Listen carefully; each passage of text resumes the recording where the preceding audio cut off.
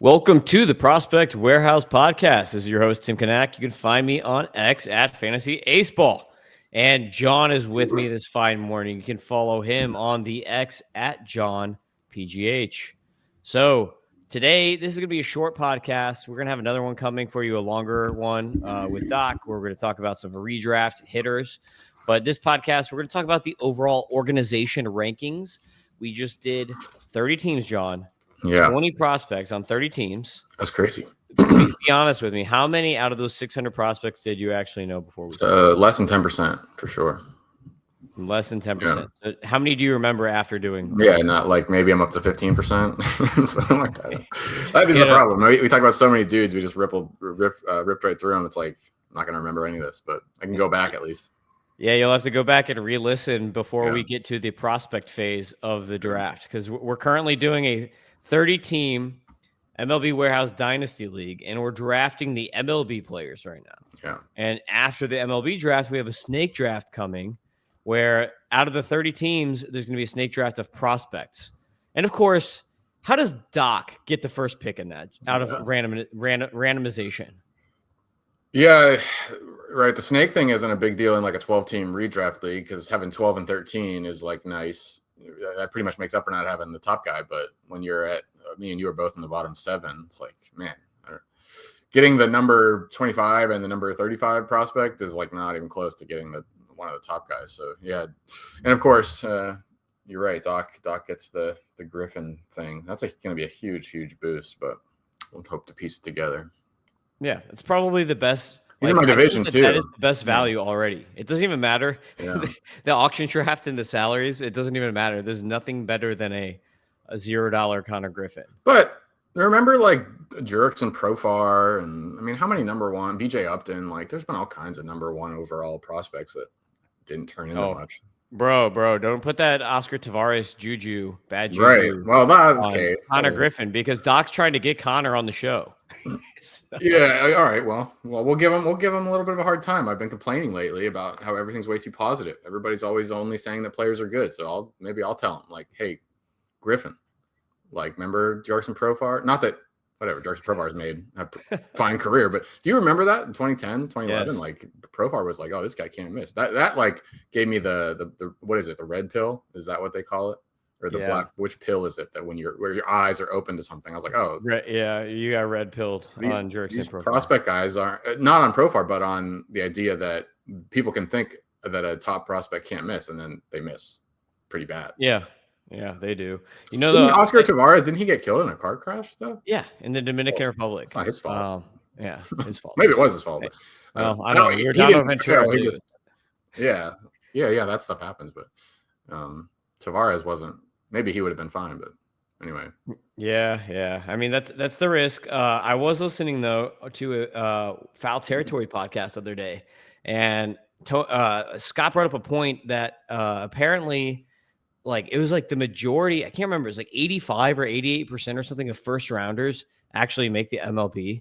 And it's because the team spends the money in the draft pick on them, so they feel like they have to justify it, even if that player sucks. Some cost stuff. Yeah. Well, look at Mickey Moniak. I mean, they tried him, and he was terrible for years, and then finally he, hit. Yeah. So, just interesting stuff. But anyway, we're going to talk about the organization rankings. And John, if you want to throw the first 10 up, we're subdividing this into categories of 10 here. Oh no! And spoiler. Yeah, exactly. So I'm going to talk about how I came up with these rankings. Yeah, you start at the bottom 30. It's fine. We can start at the worst. Start at the worst, get to the best. Is that what you wanted to do? Yeah, that's cool. That's usually what we do. So good. All right. So we're looking at the bottom 10 teams right now, 21 through 30 for organizations. The way that I did this is that I gave 6 points for it, and it's all based on points, basically. So if you have a top 15 prospect, I gave you 6 points for that prospect. And why top 15, Tim? Why not top 10?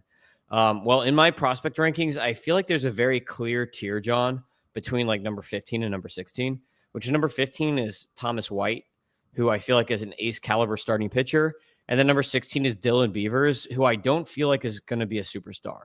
Like I love Beavers. Like I'm all team Beavers, but I feel like he's going to be more of like an all-star caliber type player or like a really, really good starter than like a superstar. So I feel like the top 15 is like my potential superstar, like cutoff tier for the prospects. Does that make sense? Yes. Okay. So then my next cutoff point, I give 5 points if you're in the top 35, because I feel like there's another clear cutoff at 35, where 35, I feel like are guys who could be all-star type players and who have actually played in the minor leagues. The only guy who hasn't played in the minor leagues in the top 35 is Cade Anderson. Every other guy that was drafted in this recent draft who has not played yet and has not put up any like no MILB service time, or guys who have only played in the Dominican or Complex League are not included in that. So like even though like Josuar Gonzalez, I feel like could be maybe a superstar, he's still so far away that he gets bumped down to the next tier. So top 35 guys are all guys that I think could be all-stars and then also have actually like a decent amount of track record in the MILB. So that's 5 points. Top 65 is 4 points. So my next tier is at 65. And I didn't just pick these on random. I did end on like fives just to make it easy. But basically, the top 65 are like the guys that I think could be all stars, but like are maybe a little bit further away, if that makes sense, John. Yep. So the next one is 3 points for top 110, which I feel is just like that next tier. Like I feel like the top 110 are really kind of like solid guys. They should be in the majors. They've either got like good proximity on their side and they're going to be a starter, like a starting caliber player in the majors. There's like very little risk compared to some of the guys that are further out. So that top 110 is 3 points. The next one is the top 165 is 2 points. Some of those guys have some risk baked in. They're a little more risky. They're further out. There's no really guarantees for those top 165, where I feel like the top 110, like all those guys are pretty much locks to be MLB players and like have some sort of starting capacity or starting role in some capacity. And then 1 point for anyone in the top 300. So basically that's the point systems, how the points work out. And then I gave extra points for depth, which we'll get into later, but none of these like bottom 10 teams got any depth points because they just don't have a lot of guys. So the last place team here is the San Diego Padres. They only have 6 points because they have one player in the top 165, and then they have 4 players in the top 300. I think we kind of hit it when we did that pod. Like that was a fun pod to do when we did it because it was so bad, but it like kind of made it fun because they were so bad. But that's pretty easily the worst org. Did anybody listen to that one? I wonder. We should go look at like the views and see which teams had the most interest. But I wonder. That one actually had good views, but yeah. I think it had good views because everyone is like, who do the Padres even have? Like, it's just like so curious. Like nobody even knows any of those guys. So I feel like that one got a good amount of views because nobody writes about them. Nobody talks about the Padres farm. So we're like the only ones. So if you search like Padres top 20 prospects, we might be like the first thing that pops up.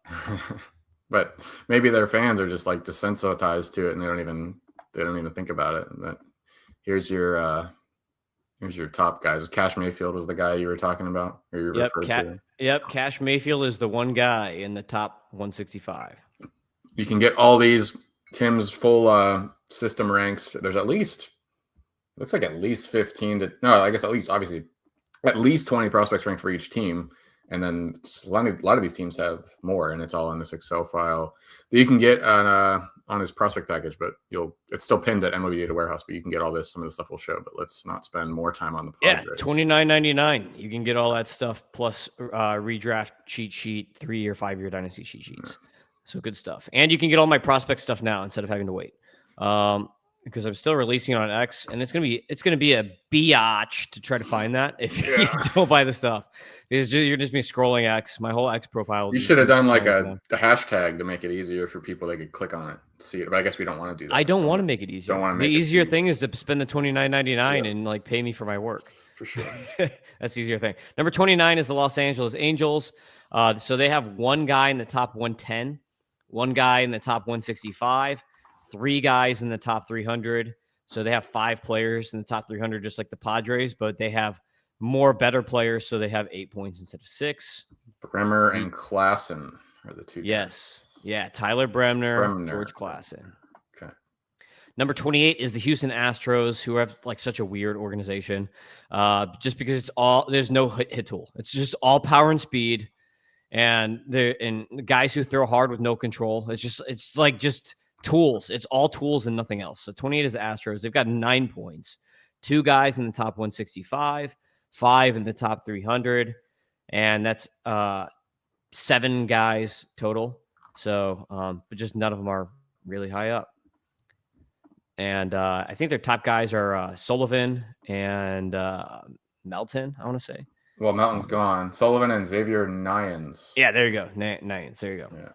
27, Atlanta Braves. Atlanta Braves have 10 points. They have 2 guys in the top 110. That's Owen Murphy and Cam Caminetti. They've got 1 guy in the top 165. Fuentes. They have who? Didier Fuentes is at 124. Yeah, Diddy. Our boy Diddy. 2 guys in the top 300. So they only have 5 guys total in the top 300. So they actually have less guys than the Astros, but they have a couple guys who are ranked higher, hence the higher points. Number 26 is the Colorado Rockies. They have 1 in the top 65. Thank you, Ethan Holiday, for boosting this system. Then they have 1 guy in the top 165. That's Charlie Condon. So, if you pick in the top 10 a couple times, you should have a couple good guys, one would think. Then they've got 5 guys in the top 300, so that gives them 7 guys overall. Are they going to just have to move? Are they going to get sold? I mean, how long can you be this pathetic?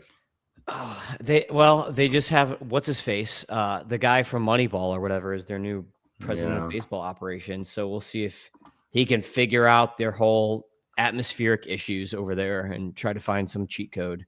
So it's just dealing with the Rockies is just such a hard. Like there has to be no harder job in professional sports than to be the GM of that team. But isn't there some formula? Couldn't you just get like a bunch of ground ball pitchers and then just stack up an offense or something? Well, if I was the Rockies, I would spend like no money on players. Like all that money that they wasted on Chris Bryant, they could have spent on like experiments. And I would have just hired like all the smartest people in the front office. And then you just run like atmospheric experiments to see like what pitches perform the best under like those atmospheric conditions. And then you just load up on those types of pitchers so that you don't have like pitchers with 6 ERAs across the board. Just get ground balls. That seems maybe I think it's too obvious, but the problem in the Coors is the air. So just keep the ball out of the air. Yeah. Yeah. It's also a big outfield too. So it's like, but if it's on the ground, the outfield doesn't factor. Well, yeah. So then that means you need a really good infield defense. Yeah. You need all you need a bunch of Andre Palantes.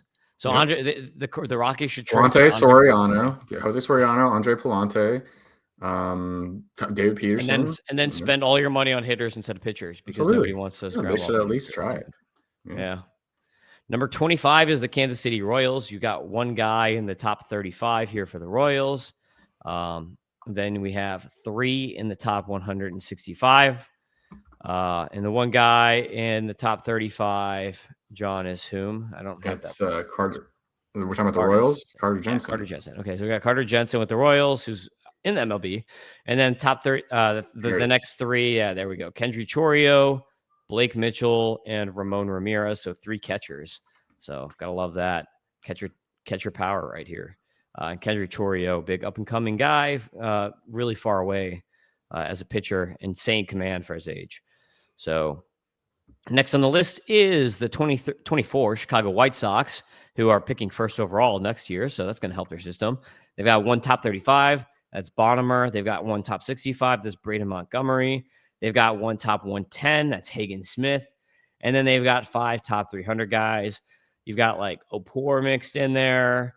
And Noah Schultz is in there. So you got a bunch of pitchers. Yeah. There's the top 3 in the top 165 there. So overall, though, as far as points, the White Sox have 17 points. The Royals had 15. They both have 8 guys in the top 300. Number 23, Texas Rangers have 18 points. So Texas Rangers 1 point ahead of the White Sox. They've got 1 guy in the top 15. So that's Sebastian Walcott. So they've got 1 potential superstar here. They've got 2 top 110 guys. That's Caden Scarborough, who is really an up-and-coming pitcher right now. Then they've got David Davalillo, who would probably be a really good Rockies pitcher because he runs like 55, 60% ground ball rates. And he's getting guys out on craftiness and stuff like that and just really low whips. So that guy would be a really good Rockies pitcher probably. So Those are your 3 in the top 150, and they've got 6 in the top 300. So some of those guys are like recent draftees. Some of those guys are hurt pitchers, but Rangers get 18 points. Number 22 is the Washington Nationals. So the Nationals had a lot of first-round picks, but a lot of those guys have already graduated now, John. So you've got here at the top 41, Eli Willits, Harlan Susana. I love Susana. Travis Sakura, unfortunate. Sakura would be a top 15 guy if he didn't have the TJ. So just keep that in mind. Like if you're far away, you can get really good value on Sakura right now in dynasty leagues if you're like not playing for next year or the next couple of years anyway. So you might want to just buy Sakura at his discount that he's at right now. In the we did the automated rankings using the F scores and some of the other stuff, and he would be the number 1 pitching prospect in the automation part of it, which doesn't quite factor in level super big, but yeah, I mean that's the kind of upside he has. Yep. And then we got Harry Ford here, who came over from the Mariners in that trade. So, and it sounds like Harry Ford is going to be able to compete. It said that they want him to compete with Keibert Ruiz for the starting role. So something interesting. And then we've got Marconi Herman, who's DSL guy, far away, really high upside, but really far away. So those are the top 5 in the Nationals org. So they've got 5 in the top 150. They've got 8 total in the top 300. That's 18 points. Number 21, Toronto Blue Jays. Blue Jays have traded a lot of their guys recently. At the deadline, they traded a couple of their guys, a couple of their pitchers, Rojas and Cal Steven, but they're at 21 still. So they still have Savage still qualifies as a prospect. So he's a top 35 guy for me. I think he projects more as like a number 2 starter than a number 1 longer term. I know some people right now are buying him as a number 1 because he's so dominant in the playoffs, but I think he's more like a number 2 guy. I bought him and Cease in the Dynasty League, so against my will, I'll be somewhat a Blue Jays fan next year. Maybe I'll trade them both. Yeah, Blue Jays rotation anyway. We got JoJo Parker at 49, has not debuted yet, but pretty high upside, high draftee from high school. Arjun Namala, high school guy who has kind of dropped a bit in the rankings, really bad second half. Johnny King at 128, really nice stuff here for Johnny King, but he's far away. Gage Stanifer at 135 has insane 2-pitch stuff. Like that guy has 2 elite pitches, but that's it. Like he needs more pitches. So that's why he's at 135. And then Ricky Tiedemann at 154 coming back from injury. And he's proximity. So Tiedemann is a proximity guy. Like he should probably debut this year if he's healthy. I feel like I've been hearing about him since 2021 or something like that. Yeah, well, that's what happens when you need a new elbow ligament is you kind of fall off the face of the earth for a couple of years, and then it feels like the guy's been around forever. But they've got 19 points, 6 guys in the top 150, 7 in the top 300. So we'll get to the next tier here. Number 20 is the Boston Red Sox. So Red Sox have traded a decent amount of prospects of late. That's kind of thrown them off because I thought they were going to be a top 10 org. It's dropped them all the way down to the top 20. I do not have Marcelo Meyer in these rankings. So if you had Meyer, that would probably boost him up a little bit. But he's like 2 plate appearances away from graduating from prospect rankings, and then he got hurt, so I didn't want to throw him on there. But you got Peyton Tolley at 32, Kyson Witherspoon at 51, Connolly Early at 58. So 3 really good pitchers off the bat there.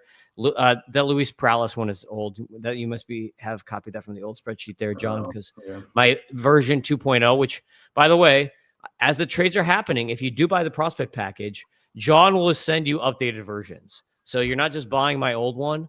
I did send John a version 2.0 after some of these trades. So he did send the 2.0 out. There was just a prospect trade the other day where a prospect moved. So I'll have to adjust on that. I'm kind of waiting probably for another week or 2 to see if we get a couple more trades before I send a 3.0 out, but I will send a 3.0 out. But we got Franklin Arias also in the 75. So Perales actually moved to the Nationals. So he's on the Nationals points for this thing. All righty. So that's the Red Sox 20 points. Chicago Cubs at number 19 for 21 points. That's going to go down because they just traded one of their guys, Owen Casey, to the Marlins. So Marlins are going to go up. Cubs are going to go down. So Cubs are probably actually below the Red Sox at this point now because one of their top 110 guys moved. So they've got one top 65 guy. That's Jackson Wiggins.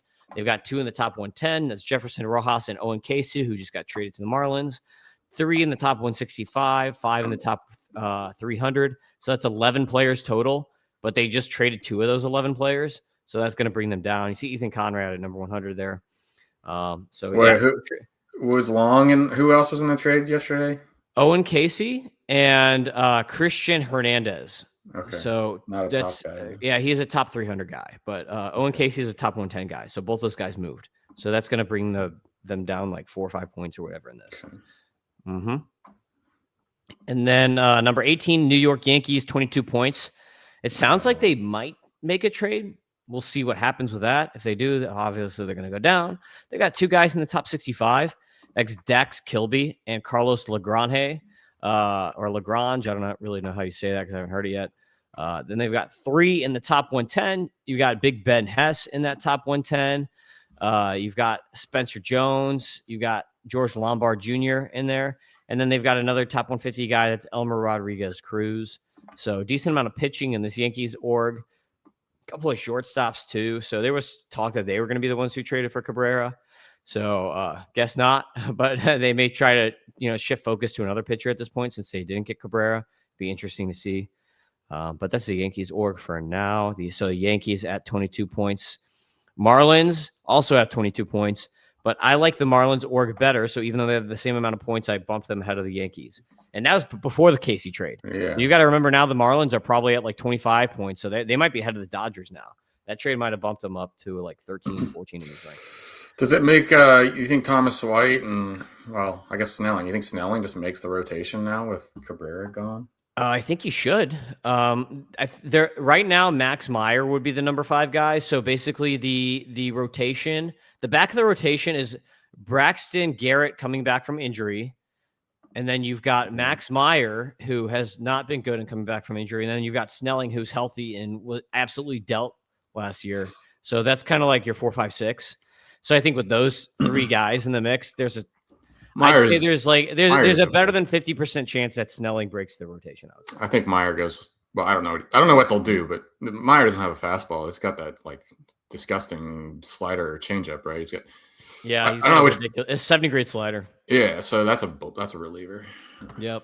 So Thomas White's 15, Robbie Snelling 24. Then you got Ava Arquette down at 126, Kemp Alderman at 143.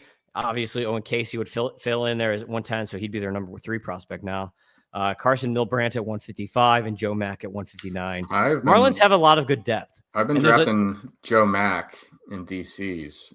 He's probably going to debut. So because Augustin can't play catcher and Mack's got some pop. So I'm hoping for like 250 at bats and 12 homers or something like that from Mack this year. Yeah. Pretty good in a deep 2 catcher league. For sure. And Alderman could debut too. I mean, obviously them acquiring Casey kind of throws a wrench into that plan. But we've talked about Casey. He's probably a platoon bat. So there's a chance that Alderman can come up and then they have some sort of like 4-man rookie platoon basically of like Stowers, Marcy, Alderman, and Casey, which would actually be pretty nice. So Phillies are next. Yep. So Philadelphia Phillies, number 16, 23 points. They've got 1 top 15. That's Aiden Miller. 1 top 65. 3 top 110s. 1 top 165. And 2 top 300. So that's 8 players. But some of their players are pretty high up. So there's a decent amount of like good players in this org. So besides Aiden Miller, you've got Andrew Painter at 38. Justin Crawford at 68. Arun Escobar at 76. Gage Wood at 93. And Dante Nori at 125. Okay. Yeah, Aiden Miller, I guess we'll talk more about this on the next podcast, which will be redraft prospects for 2026. But Aiden Miller and Justin Crawford are definitely guys you got to know for this year. Yep. Crawford is actually slotted in as the starter on roster resource right now, and Castellanos is the backup. So kind of interesting. Number 15 is Detroit Tigers, a very top heavy organization. So you might think a lot of people, if you just look at the top 100, you'd think that the Tigers are loaded as a system, but they're just really not. They're just very top heavy. So you got McGonigal at 2, Max Clark at 6. So 2 superstars. Josue Briseño is probably an all-star at 29. Bryce Rayner might turn into an all-star at 37. Chris Rodriguez, tons of power in the DSL at 122. So there's really good players, but it's just very top heavy. Go back to that chart there, John. If you pull up the chart here, so Tigers, 2 top 15, 1 top 35, 1 top 65. And then 0 top 110, only 1 165. So they only have 5 players in the top 150 and 5 players in the top 300. So basically just super top heavy org. 14 is the Giants, who's the exact opposite. Like there's not a lot at the top, but they're very deep. So I've got one in the top 35 for the Giants, one in the top 65, one in the top 110, two in the top 165, seven in the top 300. That's 12 players overall in the Giants organization. So super deep organization. You got Bryce Eldridge at 28. You got Josuar Gonzalez at 40, who, like I said, is a potential superstar, but he's only played in the Dominican so far. 89 is Bo Davidson. 113, Johnny Lovell. 161, Jacob Bresnahan. So just a really deep organization for the Giants, which gets them on the map here. 24 points, despite not having any, really top players. Like, I just think Eldridge is not – he's already a DH for the team. So like, Yeah. Unless they trade him and he can play first base somewhere, that's going to ding his value some. So, and contact rates are also kind of iffy with him. So, number 13, Los Angeles Dodgers at 25 points. You got two in the top 35, two in the top 65, one at 110. I guess I don't know what I do with Quintero. I might have missed him, bumping him up a point because he should have been top. Actually, he was right outside the top 15, so that makes sense. So he was 17. He's close to that tier though. But you got Quintero at 17, Josue De Paula at 23, Zaire Hope at 52, Sirota at 63, and Emil Morales at 70. Bunch of hitters. All their pitchers are like 30 years old, 27 years old prospects, basically. I don't really like Jackson Ferris very much. So they've got 9 players in the top 300, 5 in the top 150. Number 12 is the Cincinnati Reds. They're pretty spread out here. One top 15, one top 35, one top 65, 4 top 110. A lot of good pitchers. Obviously, the top 15 is Chase Burns. So they've got 7 in the top 150, but they only have 7 in the top 300. So they don't have a lot of depth after these 7 here. But Chase Burns at 3, Sal Stewart at 21, Alfredo Duno at 61, Hector Rodriguez at 74. Sal Stewart, Rodriguez, and Burns, and then Rhett Lauder. Tons of proximity in this org. And then you've got Tyson Lewis and Steele Hall, 80 and 81, shortstops, both very far away. And Duno also A-ball. So you've got 3 guys like at A-ball, and then you've got 4 guys who will probably debut this year. So there's like really nothing in the middle. It's like there's just like this big gap in proximity where they're going to have like a 1 or 2 year period where there's like no guys who Yeah, it's going to be gross next year. Burns and Stewart will be off this list by May or something, right? So yeah, Rodriguez and Lauder will be off the list too, probably. Yeah. So, yep. Number 11, Cleveland Guardians, who always seem to be kind of like in this range as an organization. They're just pretty good at developing guys. 30 points. You've got Travis Bazana at 25, Ralphie Velasquez at 44, Chase DeLauder at 55, Parker Messick at 92. So talk again about proximity. DeLauder, Messick, and Bazana are probably all guys who debut this year. Juniker Caceres is far away, 96. Jason Laviolette is 152, and Wilbin Francisca is 160. So decent depth in that org. And then next, we've got John's Pirates at number 10 with 30 points, tied with the Athletics with also 30 points, but I like the Athletics better than the Pirates. No offense, John. The Pirates are very top-heavy, and the Athletics just are a deeper organization. You see you've got 12 in the top 300 for the Athletics and only 10 for the Pirates. So that's what gives the Athletics the edge. So we can see here for the first time in the chart, if you're watching on YouTube or X, are extra points. So basically what I did, John, is if anyone had more than the average was 6 or like kind of like the breaking point was 6 in the top 150. So if you had more than 6 players in the top 150, I gave you an extra depth point. And then if you had, I think it was more than 10 or more than 11 in the top 300, I gave you an extra depth point. So Athletics getting the boon here just on depth, basically. Pirates are obviously better from like a top heavy point of view because you've got Connor Griffin at number 1, Edward Florentino, who is actually the number 1 guy on F scores. Yeah. F scores his favorite player is Edward Florentino. He's at number 9, but he's far away. Bubba Chandler at 35. So proximity here for Chandler and Griffin. 57 for Seth Hernandez, who is also far away and kind of gets dinged in my rankings for being further away because I think he's going to be really, really good. 109, Esmeralyn Valdez. I just don't know proximity. We'll talk about him in the next pod, John, but it's going to be interesting to see what happens now that they signed O'Hearn.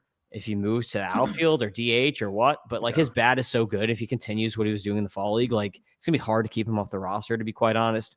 And then 147, Termar Johnson still kind of hanging around as a decent prospect, despite like being around forever. So that's the Pirates. You got anything on your team? Florentino's exciting, but it's so far away. Now that I wish I didn't know. I wish I didn't know that he is supposed to be something because he won't be. And, we'll see. Long way to go. I will never. No Oscar Tavares, please. Well, yeah, stay alive. Stay alive.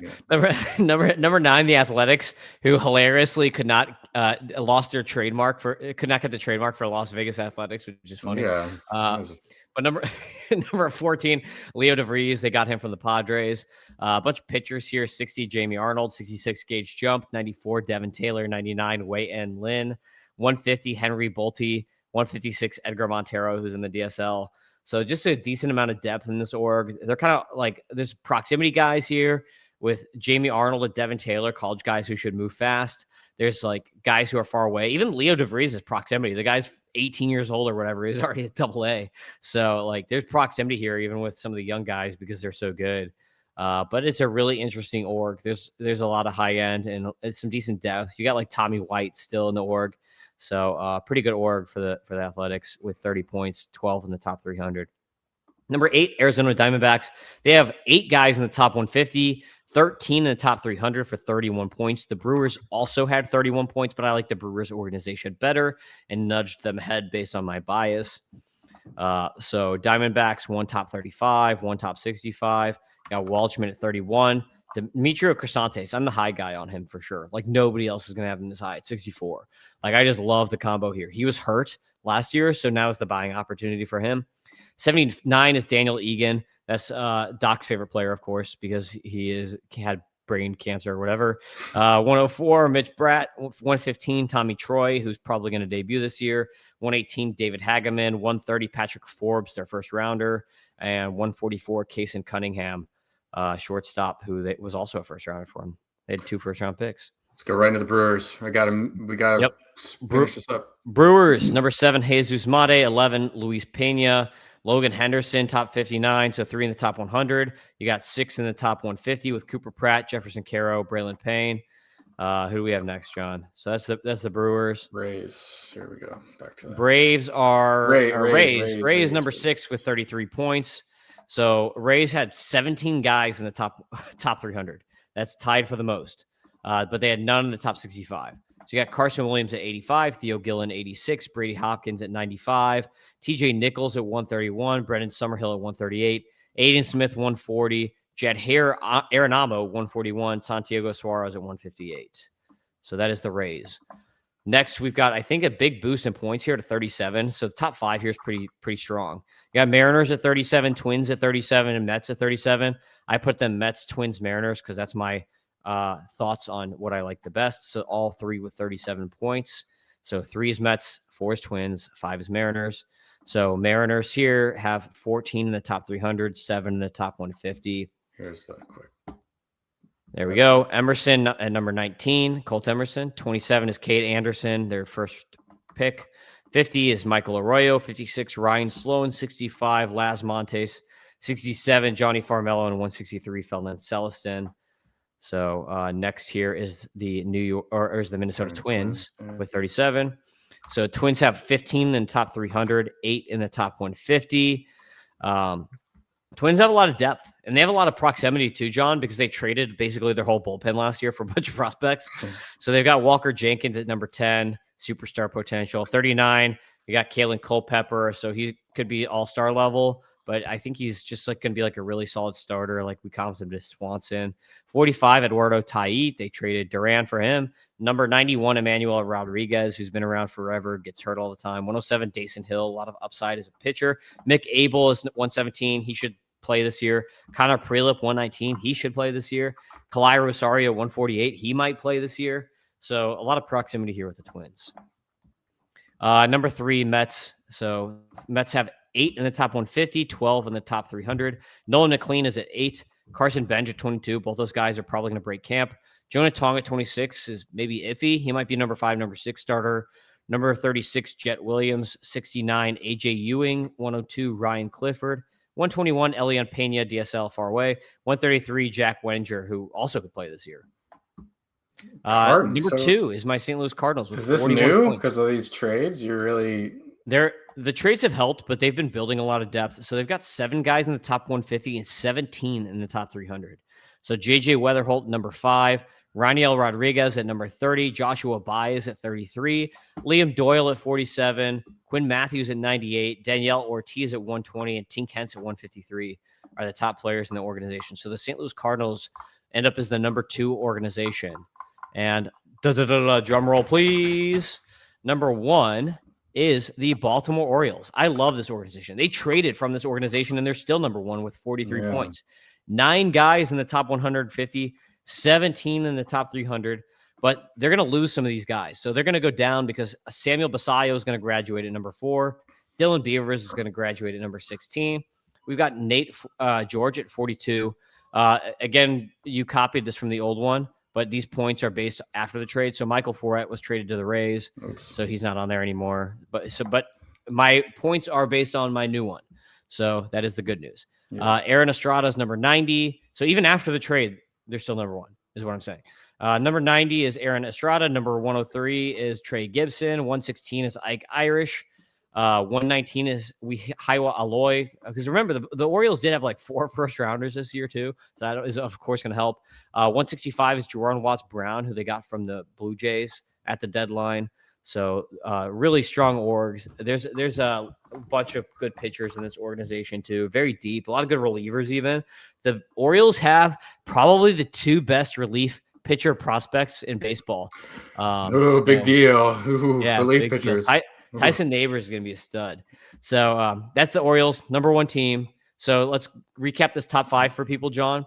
Here's the whole thing. Number 1 is Baltimore Orioles, 2 St. Louis Cardinals, 3 New York Mets, 4 Minnesota Twins, 5 Seattle Mariners. I guess I'll go to the top 10. 6 Tampa Rays, 7 Milwaukee Brewers, 8 Arizona Diamondbacks, 9 Athletics, who can't find a name, a City for their trademark, and 10 Pittsburgh Pirates. So those are your top 10 teams overall, based on my points and stuff like that. So I think that was a good way to do it, is to just like break it down into points. Make sure you subscribe to MLB Data Warehouse, people, so you can play with all the fun tools, see this stuff, and you're going to get updates in season on that. If you buy the prospect package, that's going to be great for your drafts. Even John bought one. So even John bought the prospect package. All right, hold on. I was just testing. I was testing the sales mechanism. Hey, I'm trying to boost the thing here. So even John though, I will use it the sheets for 100%. He's going to use the sheets for his draft. He's going to edit them for himself, which is another handy dandy thing because you're getting spreadsheets. So if you're like, Tim has this guy way too high and this guy way too low, you can sort your own guys for your own biases, but you'll still get all the F scores with that.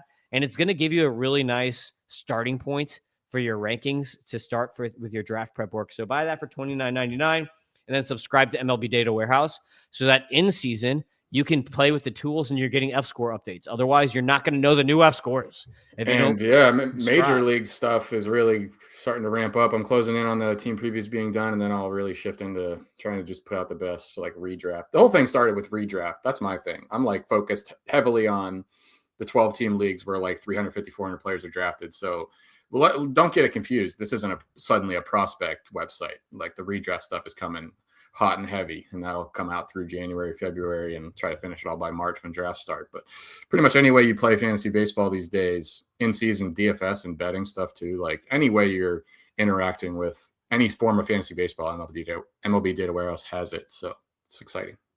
Yeah, for sure. So make sure you subscribe and follow us on X at Fantasy Baseball, at John PGH. Subscribe to the podcast too. Subscribe to the YouTube channels and give us some reviews, people. We need some reviews. Let's get some reviews. I know a lot of you are listening and watching. I get texts from people and like Discords and Twitter messages saying, "Hey, I love the podcast. You, John, and Doc are awesome." Can you like do that in the review thing, please? Thank you. I appreciate it. And nobody's doing your thing. I've gotten plenty of paid subscribers, and pretty much after Christmas, the curve starts going back up. Nobody's leaving that note to say I'm subscribing for Tim, man. Not a single one. I know that I know they are, but they're not noting it, so I can't. That's so lame. Please, people, do that. That's how Doc and I get paid. So make sure that you say that you subscribe because of Tim and Doc. Otherwise, my wife is gonna be like, "You're not making enough money on this. Stop doing it." So please do it. Thanks. Peace out, everybody. See you next time. Later.